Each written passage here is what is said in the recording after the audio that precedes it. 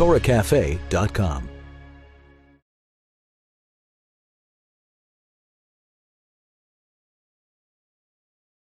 September 11, 2001 was an absolutely magnificent day. It was beautiful. It was a gorgeous fall day. There wasn't a cloud in the sky.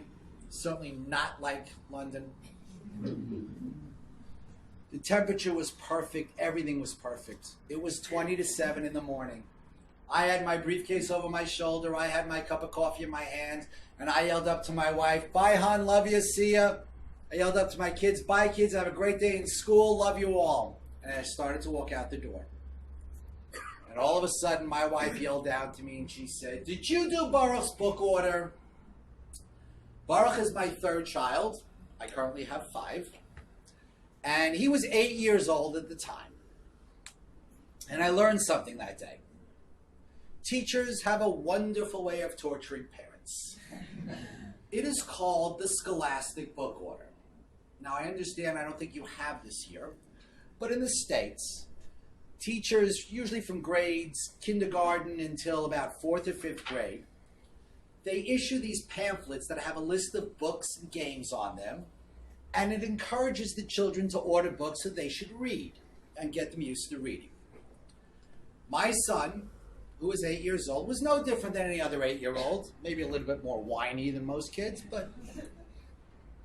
and he was the type of kid who wanted like every game and like every book on the list. Now, my wife normally dealt with this, but my wife is a school administrator. She runs a special ed department in a girls' yeshiva in Far Rockaway, Queens, and she had just opened school, so she was like super busy. On top of that, if you remember, it was exactly 1 week before Rosh Hashanah, and of course she was in charge of making sure the meals were prepared and everything was done. So given all that, she didn't really have the time or the cheshik to deal with him, and she said, "It's your job," says to me, "it's your job to do the book order with him." I went, okay. Now, as I mentioned, it was 1 week before Rosh Hashanah, and if anybody remembers that year, Rosh Hashanah was Tuesday, Wednesday. So Yom Kippur was the following Thursday. The first days of Sukkot was Tuesday, Wednesday. The last days were Tuesday, Wednesday. Basically, I was going to be working about 2 days a week for the next 4 weeks. So I made it my business to be in the office as early as possible and stay as late as possible in order to get my work done so I wouldn't fall too far behind. So she said to me, "Did you do Baruch's book order?" I said, "No, I didn't." She says, "You're not leaving the house until you do the book order." I put my briefcase down, put my cup of coffee down, went into my kitchen, proceeded to negotiate with my 8-year-old for the next 20 minutes. I whittled him down to 2 books. I felt pretty good. Interestingly enough, the 2 books that he picked were from a series called Survivor. Does God have a sense of humor or what? Well, I filled out the tear sheet and I wrote the check, put it into an envelope. Oh, by the way, really important, and you're going to see this throughout my story. You're going to see a whole bunch of coincidences, and at the end of the day, I learned a lot out of those, and I'm telling you now, God was looking out for me that day. There's no other reason why I'm here today. You see, my son's book order was due on Monday, but he left his pamphlet in school on Friday. So on Monday, my wife wrote a note to the teacher asking her if he can have an extra day to fill it out and put the order in, and she sent a note back saying, of course, and she made sure that he had the pamphlet with him. Had my son brought his pamphlet home on Friday, I would have done the book order with him on Sunday. And today, somebody else would be standing here telling you a completely different story, because I would have been in my office at 8 o'clock in the morning and I would have been dead. But because he left his pamphlet in school on Friday, I am standing here today to tell you my story. One coincidence. Wait for the rest. So I filled out the tear sheet, filled out the check, put it in an envelope, made sure he took it with him, grabbed my briefcase, grabbed my cold cup of coffee, and off I went. I got to the trade center at 20 minutes to 9. My office was on the 101st floor. We occupied the top 5 floors, 101 to 105. My office was on the 101st floor. Let me tell you something. It was a magnificent view. It was unbelievable. As a matter, there were days where there were white clouds covering, and we were the only thing sticking up. All we saw was white and the tip of the Empire State Building. It was magnificent. It was fantastic. I loved it. So the way to get up to my office on the 101st floor, you couldn't go all the way up with one elevator. You took an express elevator from the lobby to 78, and on 78 you got out and you changed. It was a sky lobby, and you changed for the elevators that would take you to the higher floors. So I'm standing waiting for the first elevator to come down. There were about 11 or 12 of these things, and by the way, these things were fast. There was one elevator in the middle of the lobby that went straight from the lobby all the way to Windows on the World, which was on the 106th floor. It got there in under a minute.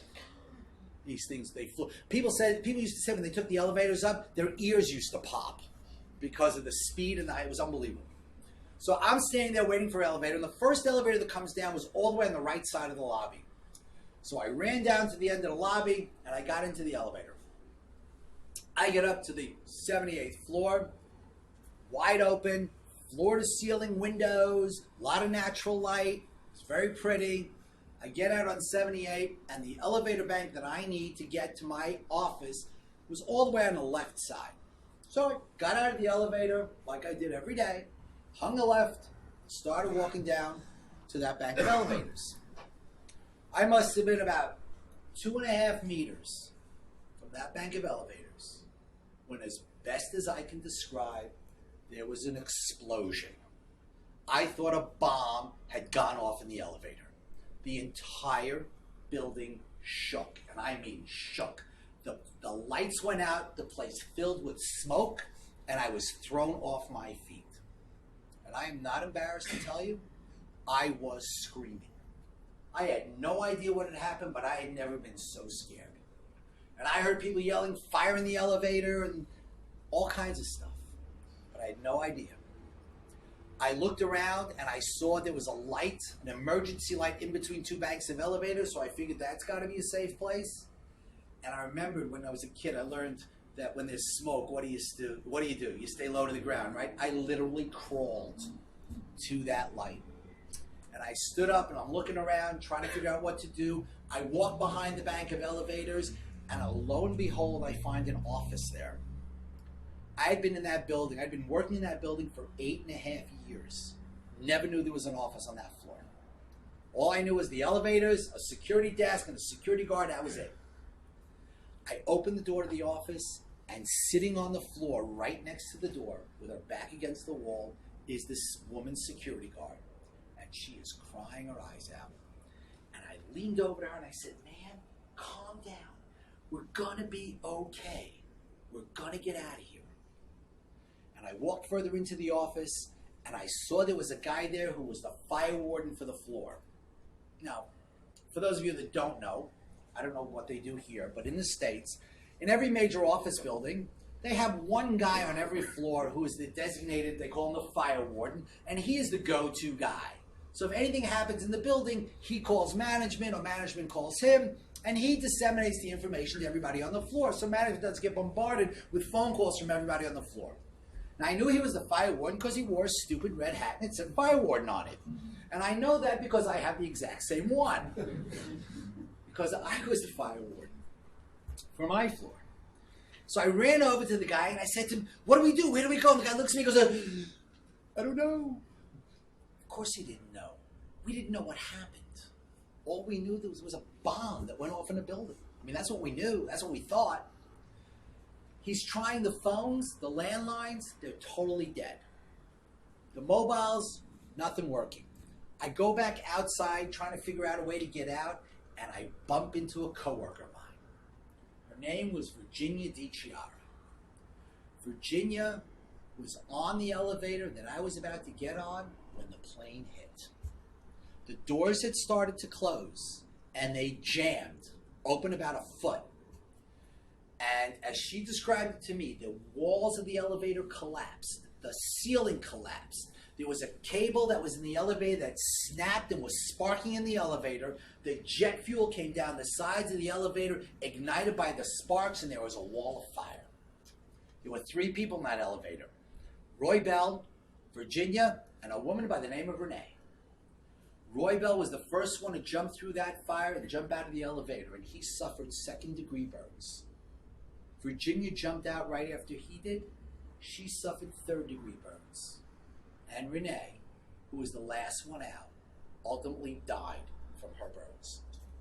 This is all in a space of 6, 8, 10 seconds maybe. That was the difference between life and death that day, at least for these 3 people. So Virginia was there, and she's walking like this, and she sees me and she says to me, Ari, please help me, and please, whatever you do, don't leave me. I said to Virginia, I promise I won't leave you, and we will get out of here. Now, here's the irony. Virginia was hired the year before, and she was an internal auditor.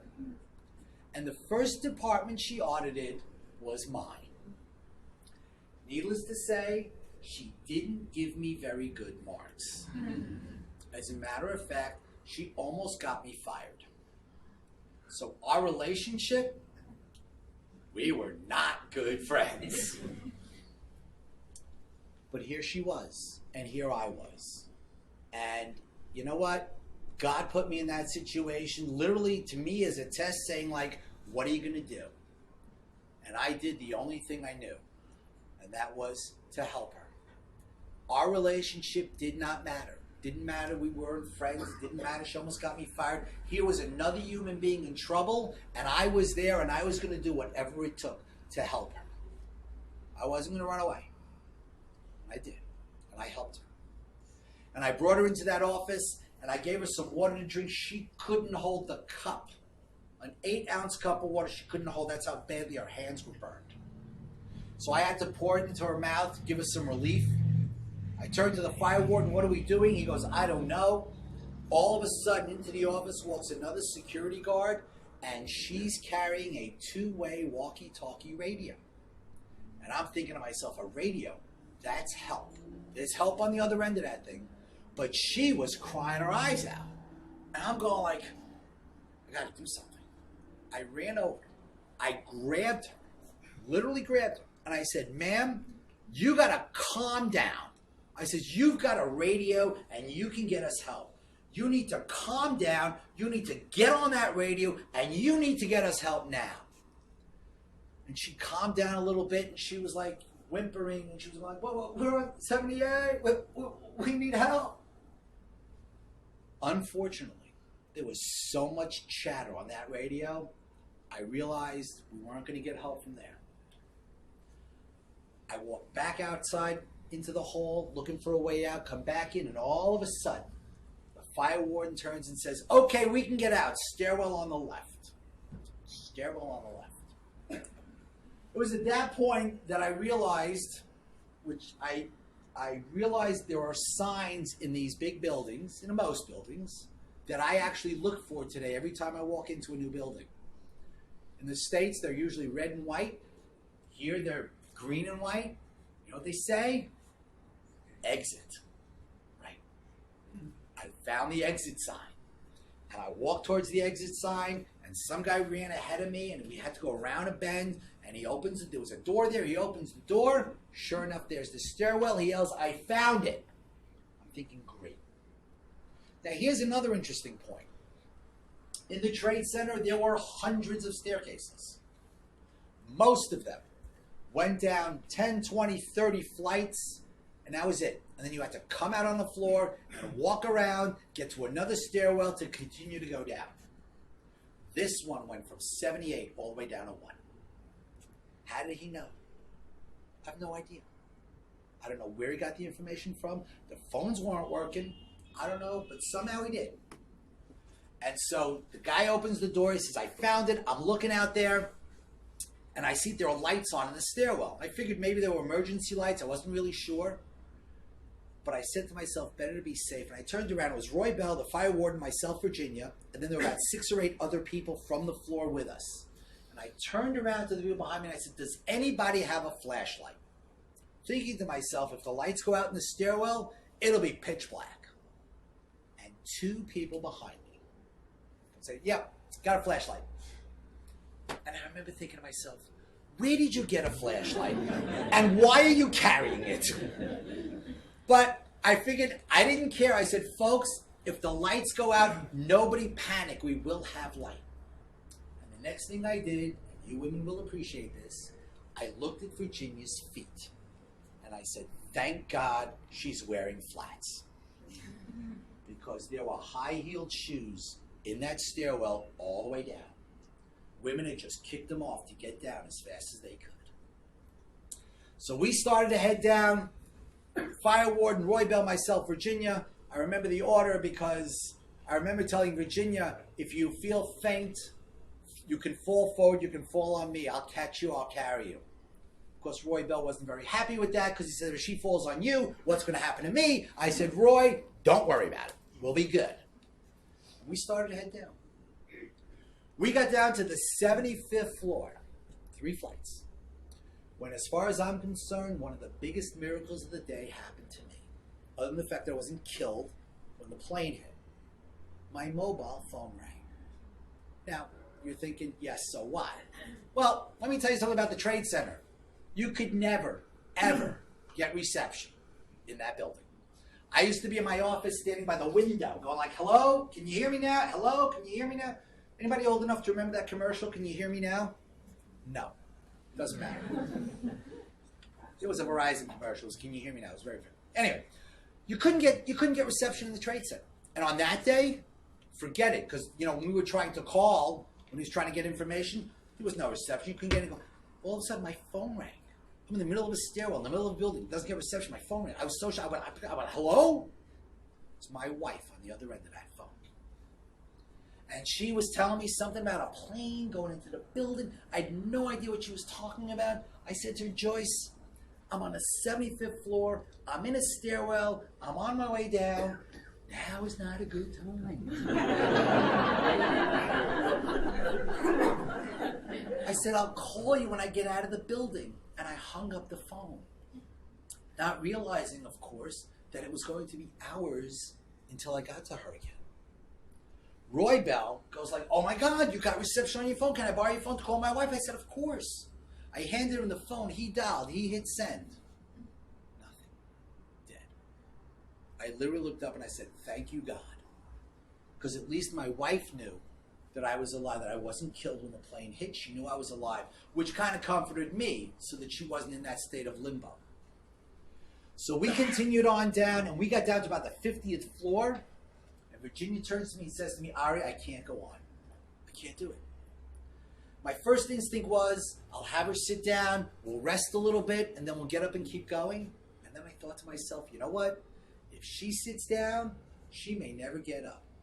And if she doesn't get up, there is a good chance we're going to die. And honestly, that wasn't on my agenda for the day. So I said to her, no, Virginia, you can do this. And there was somebody else who had a bottle of water, and they gave her to drink, and we poured it on her arms to try and give her relief from the burns.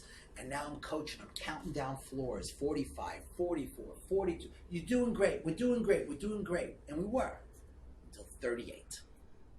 We got to the 38th floor. It was backed up with people. See, what happened was the firefighters were coming up.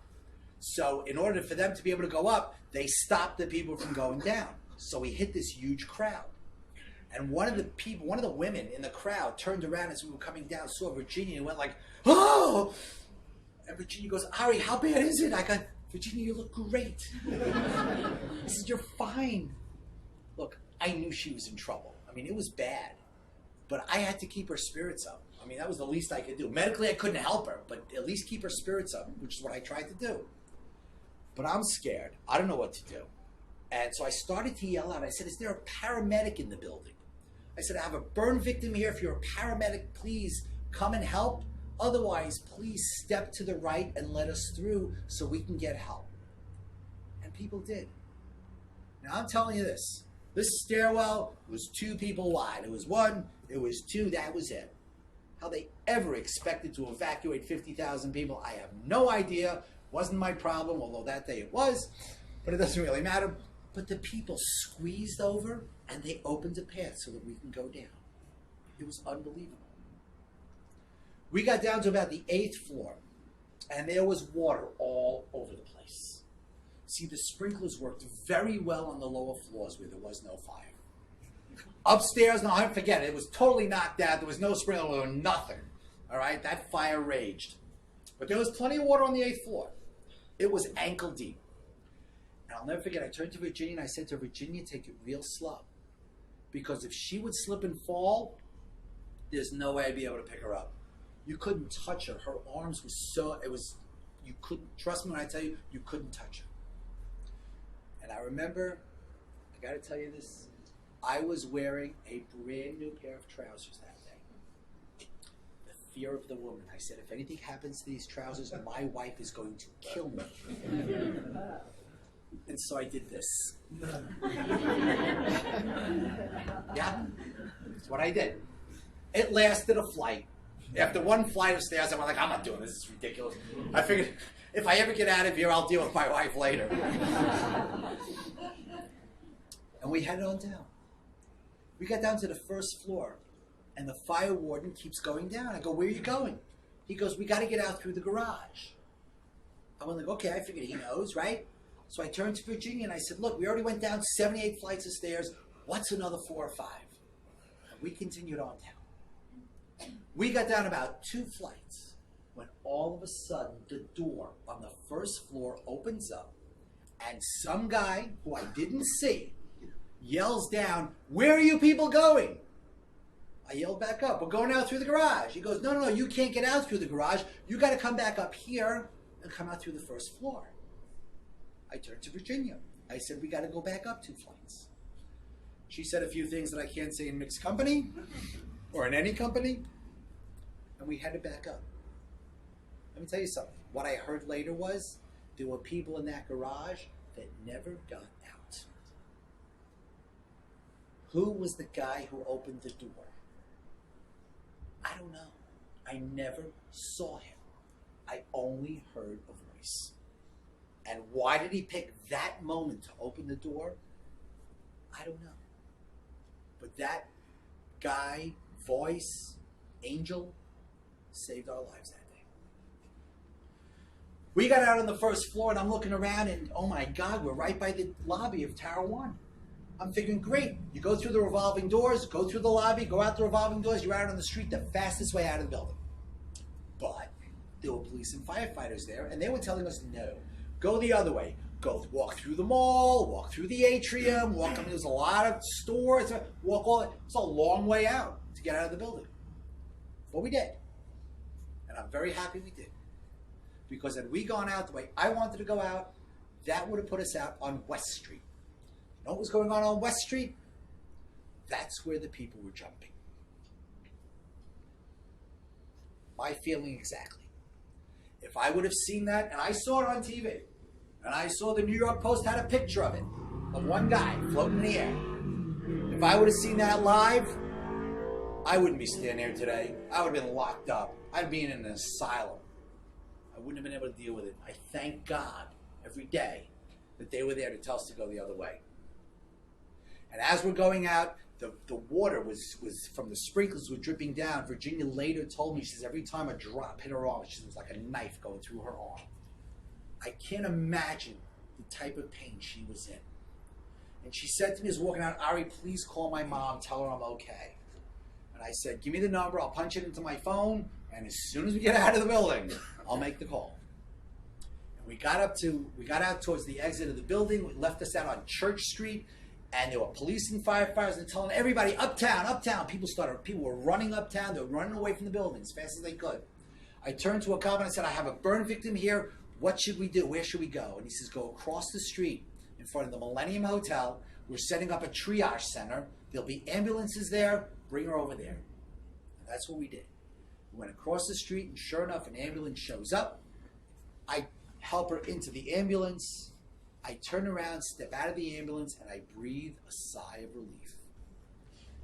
Because I figured at least now she's getting medical attention. Something I couldn't give her. The only thing I can do is keep her spirits up, but I couldn't help her medically. Now she's getting medical attention. I was relieved. Thank you. I was relieved. And I stepped out of the ambulance and I turned around and I looked up at the buildings. And there was a guy standing next to me, and I turned to him and I said to him, "How did building 2 get on fire?" And the guy looked at me like I'm crazy. You see, I never heard the second plate. I don't know why. People think I'm crazy or I'm deaf, one of the two.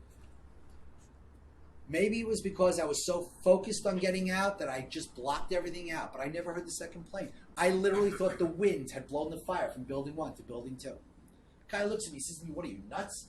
He goes, "2 jetliners went into the buildings. They're calling it a terrorist attack." I'm looking at him like, "What are you, crazy? What? I'm running scared because, this never happened before. I'm trying to dial the phone. I'm trying to get a hold of Virginia's mom, trying to get a hold of my wife. There's no reception whatsoever. I'm running into the ambulance, out of the ambulance. I'm going back. Finally, I said to the driver of the ambulance, I said, "Wait a minute, why aren't you leaving? You have a burn victim. Why don't you?" He says, "We can't leave until we fill the ambulance." They were expecting a huge amount of casualties. Now, fortunately or unfortunately, it never materialized because you were either very much alive or very much dead. There really wasn't all that in between. If you were above the plane, you were dead.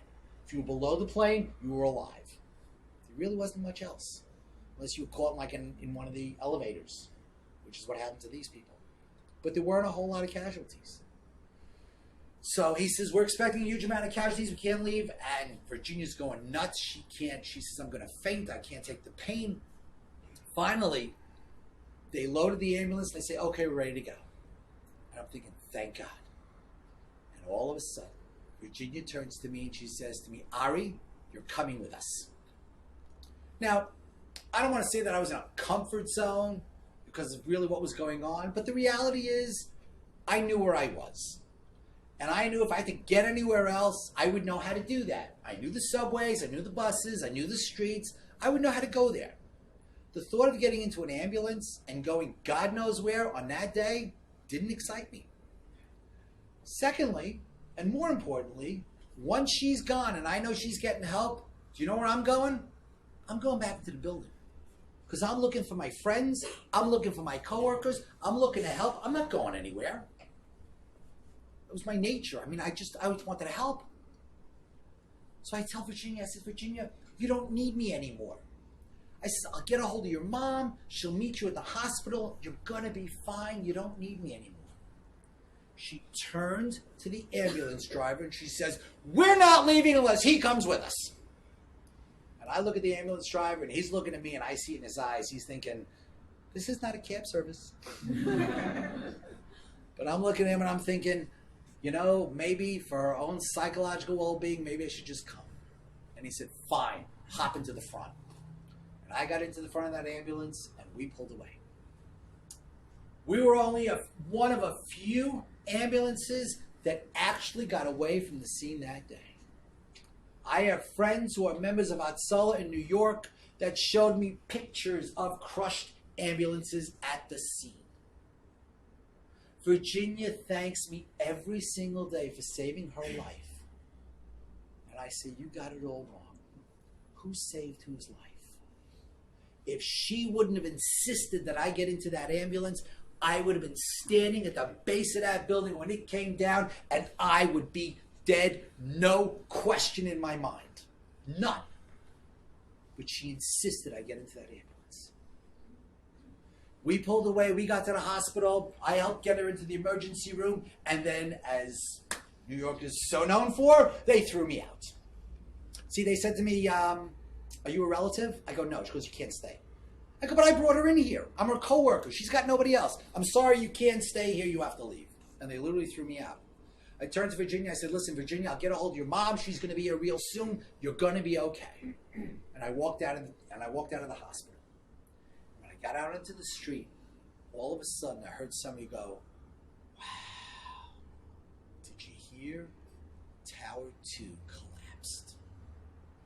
And that hospital was on 12th Street and 7th Avenue. And you had a clear view straight down to the Trade Center. And sure enough, Tower 2 was gone. Gone. Now, an Anybody in this room been to the Trade Center? Okay. Do you remember how big these things were? Do you know, if there's a real estate person in this room, they were 50,000 square feet per floor. They were massive. 107 floors. Massive.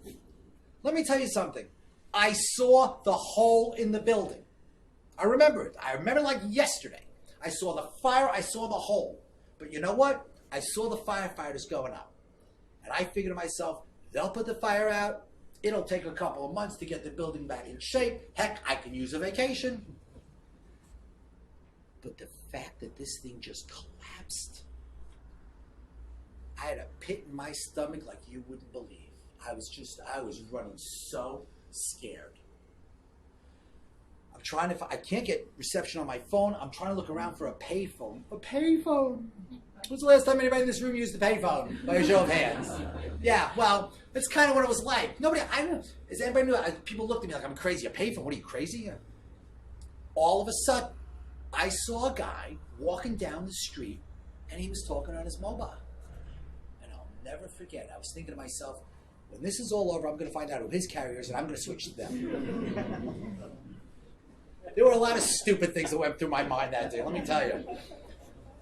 But I ran over to the guy and I said, "Excuse me, can I use your phone? It's an emergency." And the guy goes, "Yeah, sure." He says, "Hi, listen, some guy needs my phone. I'll call you back." And he hung up and he gave me the phone, which I thought was amazing as it is. But so I picked up the phone, I dialed, and the first person I called was Virginia's mom. I told this to my wife 6 months later. She was so mad. She was like, "Why didn't you call me first?" I said, "I promised I'd call her mom. I was going to break my promise." So I called her mom. I said, "Hi, Miss DiChiara. My name is Ari Schonbrun. I'm a coworker of your daughter's, Virginia's, and she is alive. But she is severely burned, and I recommend you get down here as quickly as possible." She's in St. Vincent's, gave her the whole story. And the next thing I heard was screaming and crying. I had no idea what was going on. All of a sudden, a male voice gets on the phone. I assume she gave the phone to her husband. I told him the story. He thanked me. I hung up the phone. I said to the guy, "Can I make one more call?" Now, he heard what was going on. He says, "Of course." So I dialed my wife. I hit send. Nothing. Dead.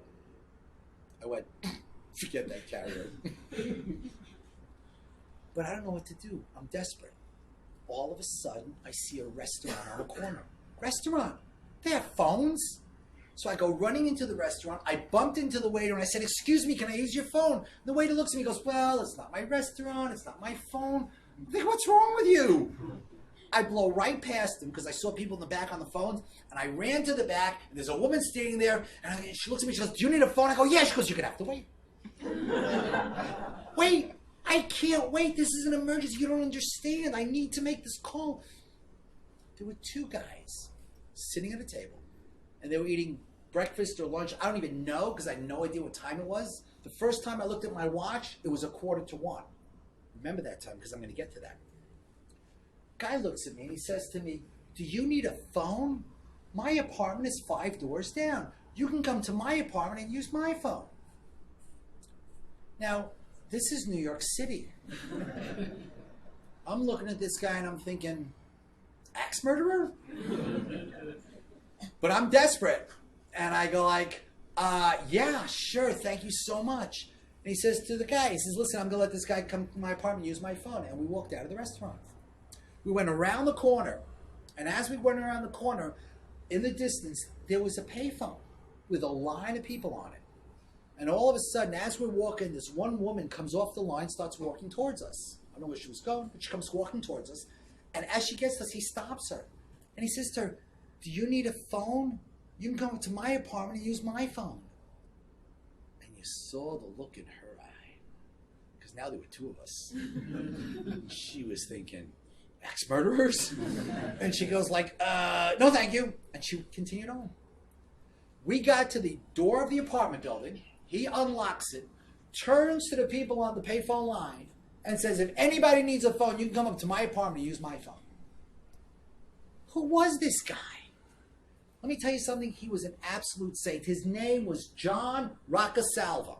John Rockasava, that was his name. I'll never forget it as long as I live. The guy was an absolute saint. I found out 5 years later, there was a reporter who interviewed me who happened to be in the same place at the same time, doesn't matter, and he said to me that John's phone bill from that day alone was over $300.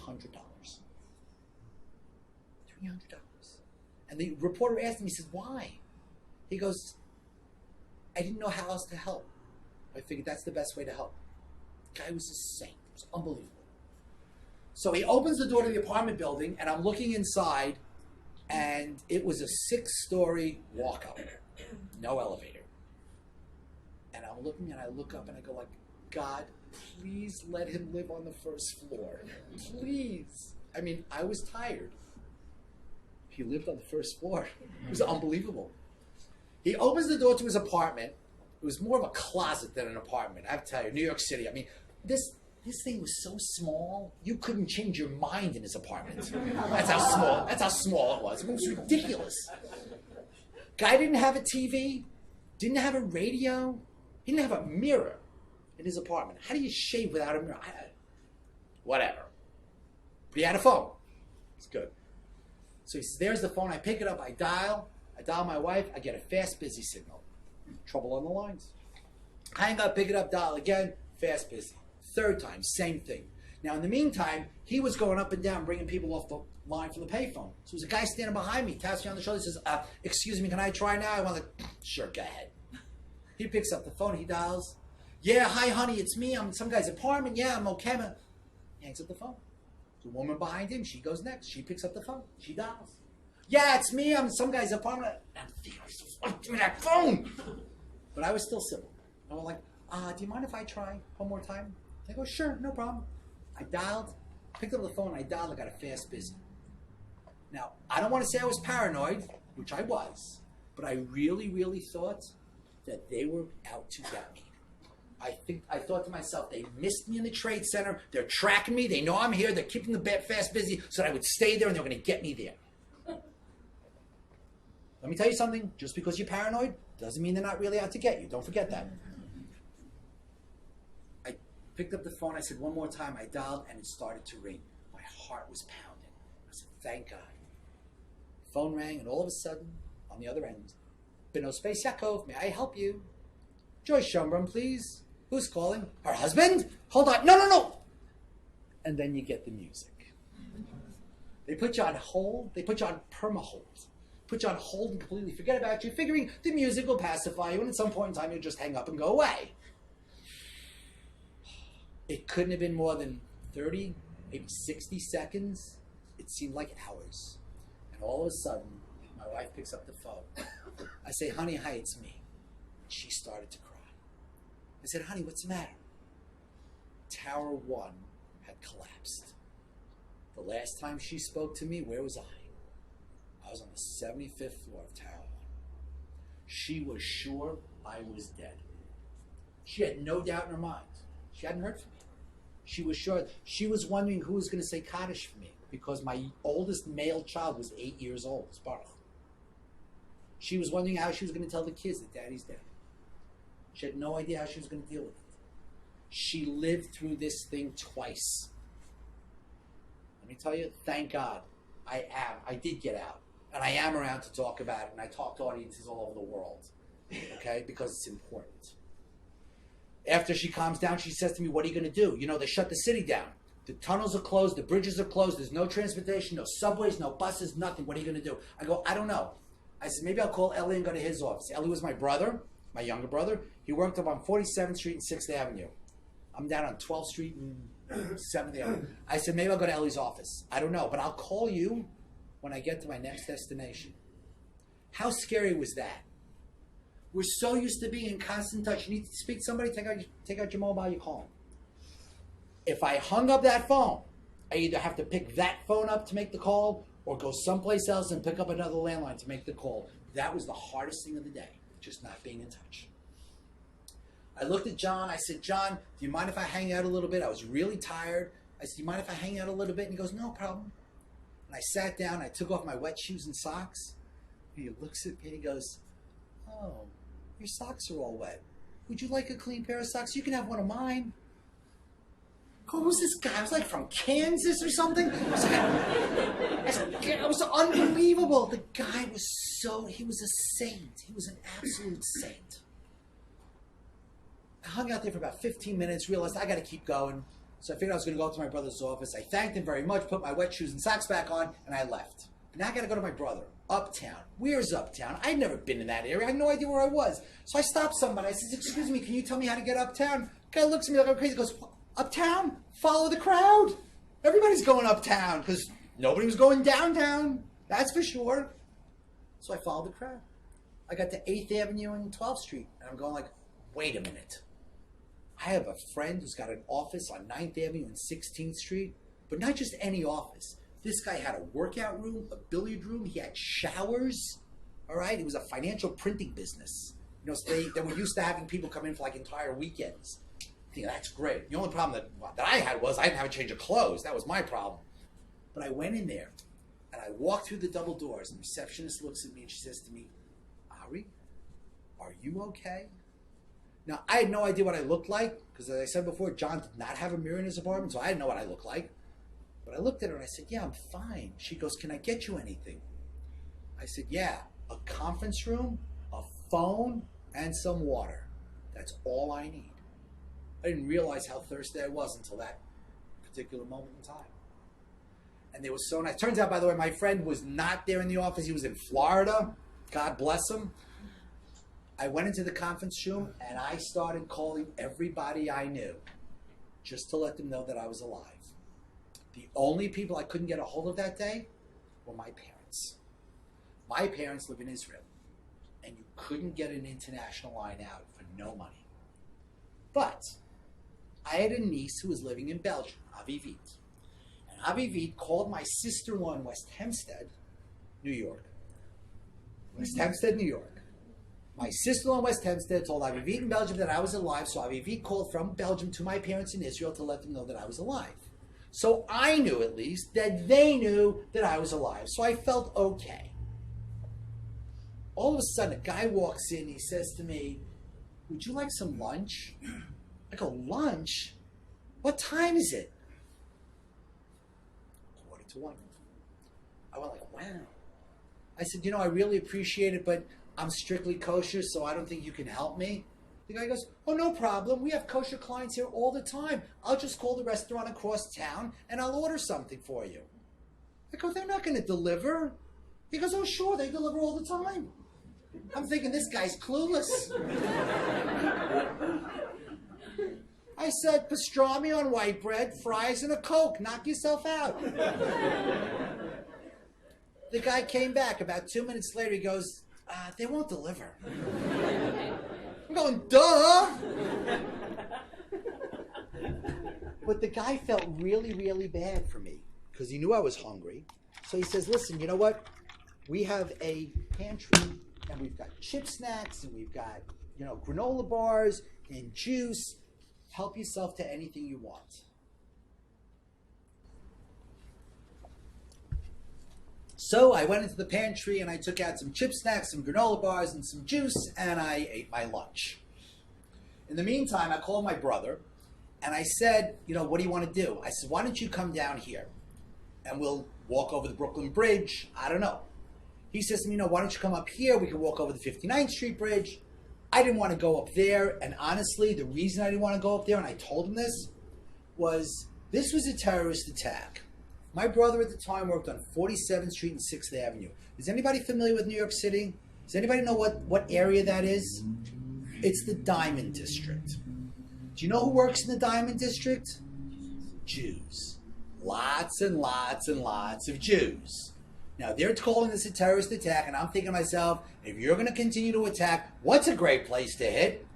And I explained this to my brother, and he says to me, Ari, we have a bomb-proof vault. Anything happens, I'm in the vault. I'm not going anywhere.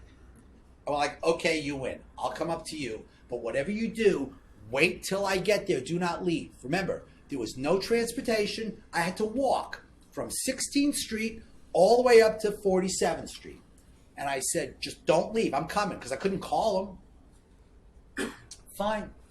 I left that office. I told the receptionist if anybody's looking for me, call my brother's office, and I started heading out.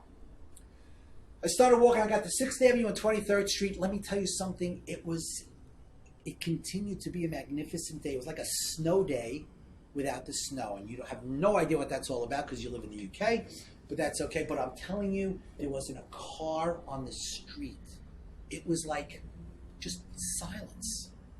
There was some restaurants that had, outdoor cafes that people were eating and like nothing happened. And I was so angry because I had just come from hell and they're sitting there eating lunch or whatever it is.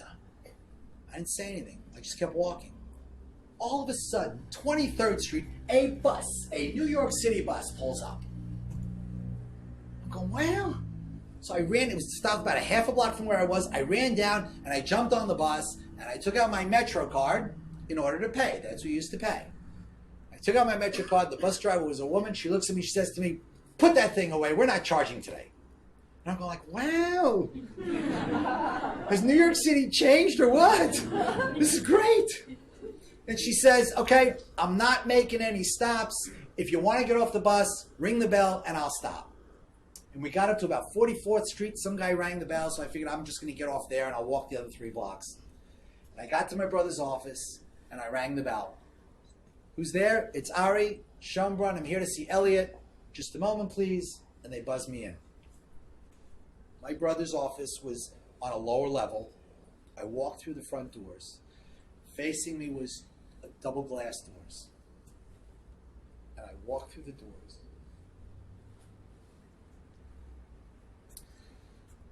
And my brother was standing there. And he grabbed me, and I grabbed him, and I hugged him, and I cried for 5 solid minutes. I had been really strong that day because I needed to be. I needed to be for Virginia. I needed to be for myself. Now, finally, there was somebody that I could lean on, and I just lost it. And I cried. And my brother hugged me, and he said to me, Ari, it's going to be okay. We're going to get out of here. So after about 5 minutes or so, we both calmed down. People in his office are asking me, what did you see? Where, what? Blah, blah, blah. Everybody wants to know. I said to my brother, what are we going to do? We heard there was limited subway service. And I really didn't want to go underground on that day because, I didn't think it was safe. My brother says, come on, let's go, let's go. I said, okay. We got outside. We asked the cop if the subway was running. He said it's limited subway service. We got downstairs. We got on an F train and we went out to Queens. In the meantime, when I was in my friend's office, I called a friend of mine who owned a car service, Diana Clemente, who happens to be Jewish, by the way. Her mother was Jewish. Her father was. And we did business together. Our firm used her car service. And I called her up. And it was amazing because I called her. And when I called, I said, Diana Clemente. They said, just a moment. And then she picks up. I said, hi, Diana, it's Ari. She started to cry. She said to me, oh, my God, Ari, I thought you were dead. I said, no, thank God I'm not. But I said, if I get out, I said, I know you can't send a car for me in the city. But if I get outside of the city, can you send a car to pick me up to take me home? She goes, absolutely. Here's a number you can call, and 24/7, call that number. They'll give you whatever you want. So my brother and I got out to Queens, and I called the number, and I said, I'm in Queens. I gave him the address, and he said, no problem. We'll send the car. I looked at Queens Boulevard. The traffic was at a total standstill. I knew it was going to be at least an hour until that car got there, and I figured, let me try and make some calls. And I dialed my parents, and the phone rang. And my father picked up the phone. And I went, Dad, it's Ari. And he started to cry. I said, Dad, why are you crying? I'm alive. And not only that, I know that you know that I'm alive because Avivi from Belgium spoke to Weenie in West Hampstead. Weenie in West Hampstead told Avivi in Belgium that I was alive, and she called you from Belgium to let you know that I was alive. What's the matter? Didn't you believe her? He said, no. He said, I didn't believe anybody. He said, I wasn't going to sleep tonight until I heard your voice. And I remember thinking to myself, God, I'm so glad I didn't wait till tomorrow to make this call. We talked a little bit. The car showed up. My brother called his wife to tell her to meet us at my house. We got back to my house at about 5:30 in the evening. I walked into my house. There were 20 people in my living room, and I had no less than 100 phone messages. I still have the cassette tape. Back then it wasn't digital, it was cassette. I still have the cassette tape with the messages on it. And I learned something very important that day. You have no idea how many friends you really have until they all think you're dead.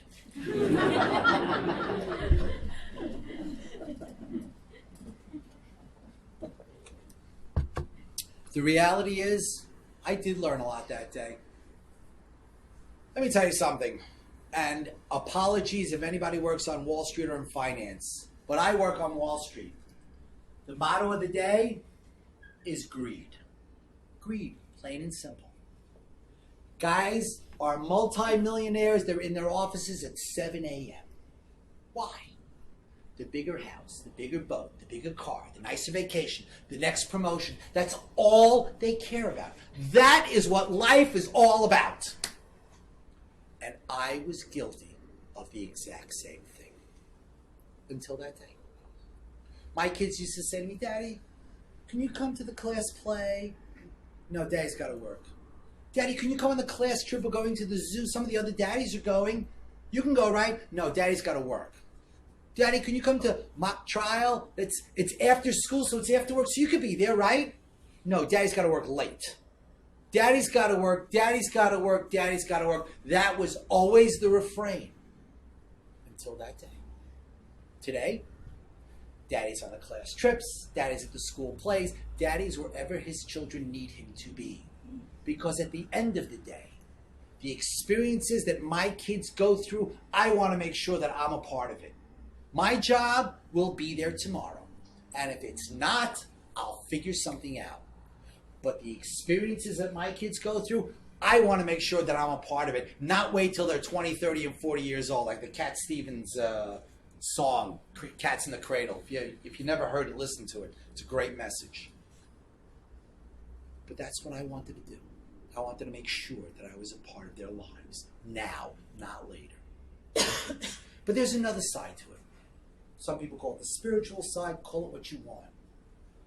I realized I was plucked out of a burning building and given a second chance.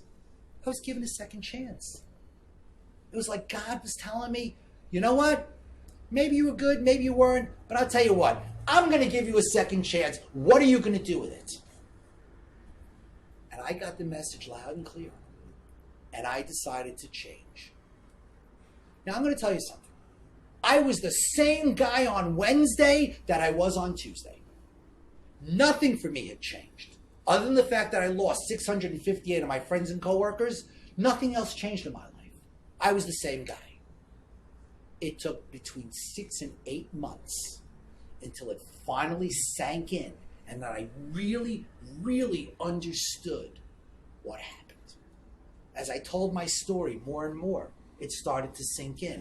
It was like, wow, you were given a second chance, and I changed.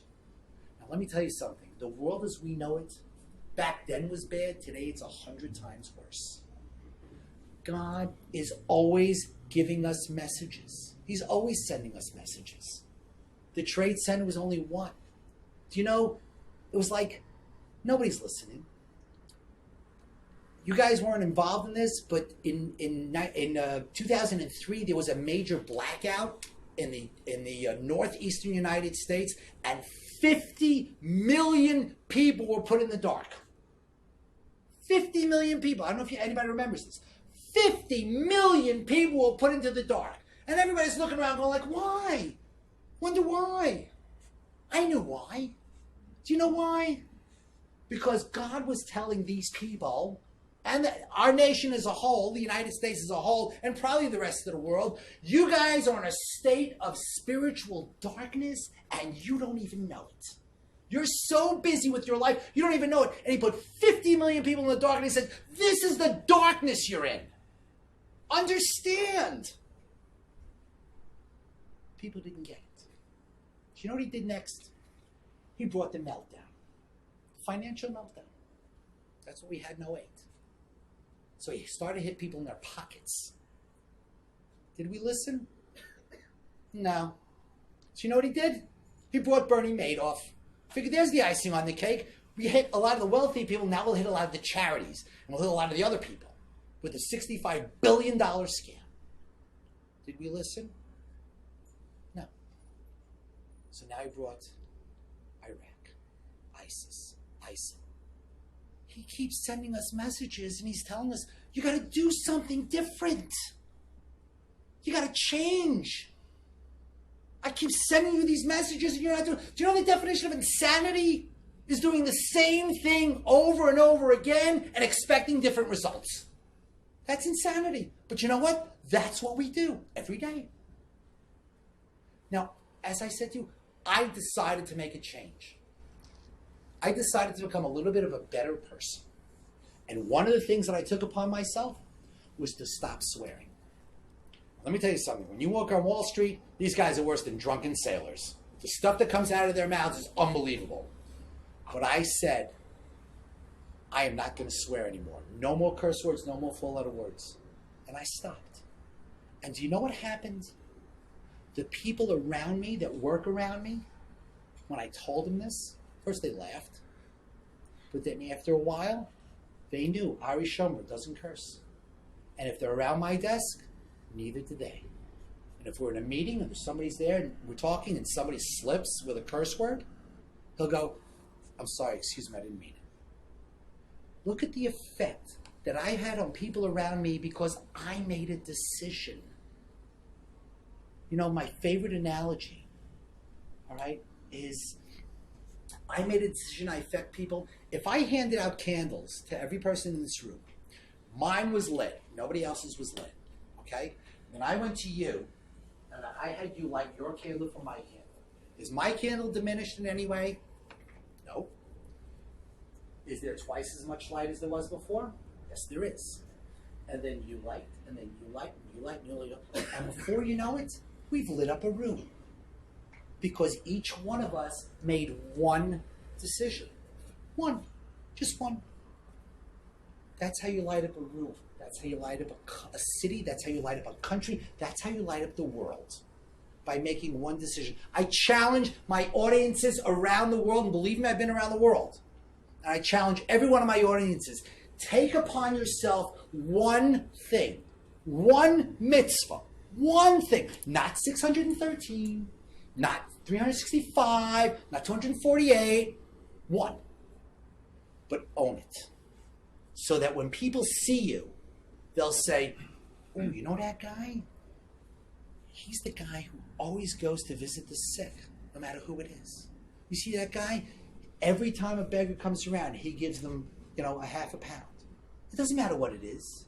It doesn't matter what the mitzvah is. It could be anything. But take something that you're not doing today and own it. You know how long it takes to make a habit? 30 days. You do something for 30 days, it becomes habit. Take something and own it. When you leave here tonight, go home, write it down, whatever it is, and put it on your refrigerator. Because if you don't, and you're not looking at it every day, it'll be gone. I guarantee you, in 2 days, you're going to totally forget about it. You need to remember and remind.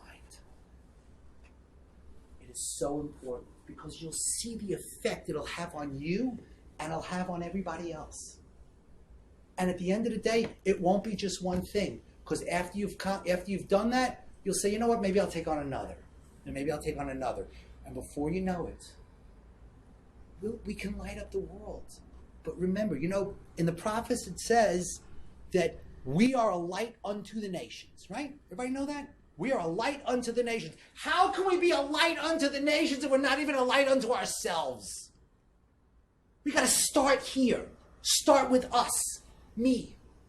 I do this a lot, but I can't do it alone. I can't. I need help. And I ask every audience, help me. Because you know what? We got to make a difference. And this is the way to make the difference. I'm going to end with a very short story. It's about a young executive, 35 years old, climbing the ladder of success, buys himself a brand new Jaguar. And he's driving down the city street. Maybe he's going a little too fast, sees some kids darting in and out between the cars, and all of a sudden, wham! His car gets hit by a brick. And he stops, he slams on the brakes, stops the car, puts it in reverse, pulls back, jumps out of the car, sees this kid, grabs this kid, and says to him, "What's wrong with you? Why did you throw the brick at my car? Look at that dent. You know what that's going to cost me to fix? Why did you do that?" This little kid looks at him and says, "Please, mister, please. I didn't know what to do. My older brother fell out of his wheelchair, and he's in the gutter, and I couldn't lift him up, and I couldn't." So the guy looks at him and says, "Where's your brother?" He takes him by the hand, and they walk down to the end of the street, and sure enough, there's a boy in the street with an overturned wheelchair. So he takes the wheelchair, and he puts it right side up, and he picks the boy up, and he puts him back in the wheelchair. He takes out his handkerchief, and he starts wiping away the blood from the scratches. And the little boy starts wheeling his brother away, and he says, "Thank you, mister. Thank you so much." And he walks away. And this guy walks slowly back to his car with a lump in his throat. And he looks at the dent in his car, and he vows never, ever to fix it. Because he never wants to forget what happened. You see, God whispers to our minds, and he whispers to our hearts, but we are so busy running through life. We've got to deal with life. We're so busy running through life that we don't listen. So you know what happens? Every so often, he throws a brick at us to wake us up. Now me, I've had the brick thrown at me. You guys, you have a choice. You can listen to the whispers, or you can wait for the brick. Thanks for listening.